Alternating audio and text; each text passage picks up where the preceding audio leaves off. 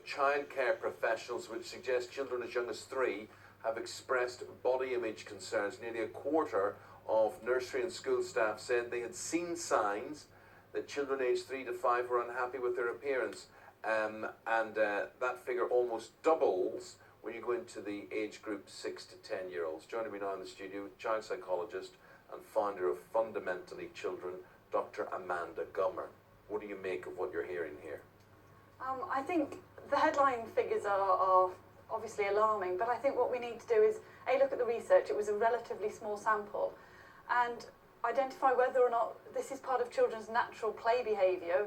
The goodies, the baddies, the tall people, the small people, they're using descriptive words, and whether that is actually internalising a real anxiety about their body image, or whether it's just part of them exploring their vocabulary and just sort of figuring out how the world works, I think is important. I think it's such a hot emotional topic at the moment that we need to be careful not to put adult sentiments onto children and make it an issue when actually it's not necessarily that.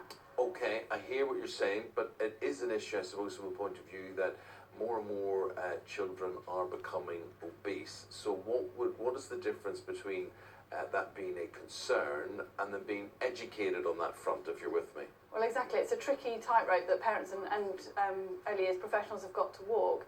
You want to encourage children to have a healthy diet, and the research said that some children were refusing food because it makes them fat. That also often needs putting in context. Are they refusing a second biscuit because they're balancing their diet? I don't want any more of those carrots. You can just hear them say. Exactly. Yes. So, I mean, I think without having a bit more information around the situation and the context of those kind of refusals, it's easy to sensationalise it. But I think it is really important that children are growing up with a message about healthy eating, but for their health and their well-being, not for how they look. When I look at this report, I don't find it at all surprising. When we look at the people around us, society, young mums, young dads, taking selfies, we're all more obsessed with our image than ever before. We can't be surprised then if our children, as they're learning, as they're growing up, also very conscious of their image and concerned about it. No, and I think that's why it's good that PACEY's raising this now, because I think parents do need to be aware of the impact that they have on children. Children learn by copying. They copy more from the people they're most closely attached to. That's their parents. So if your parents are talking about being on a diet, talking about how they look, talking about whether they're fat or ugly or overweight or whatever it is, in a negative way, then the kids are going to pick up on that, and that is storing up problems for later on.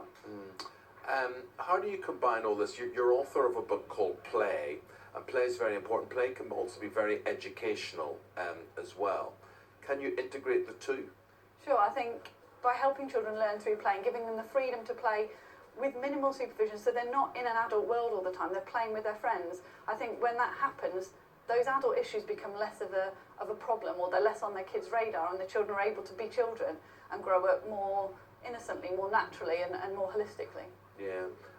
Just this morning, if you're watching this morning, what are your views on this? I mean, when you were young, what do you remember? What did your parents tell you your concerns were? I mean, if you were playing doctors and nurses, or, you know, being a police officer or something, was that weird and freaky that you wanted to fire a gun or use a scalpel or whatever?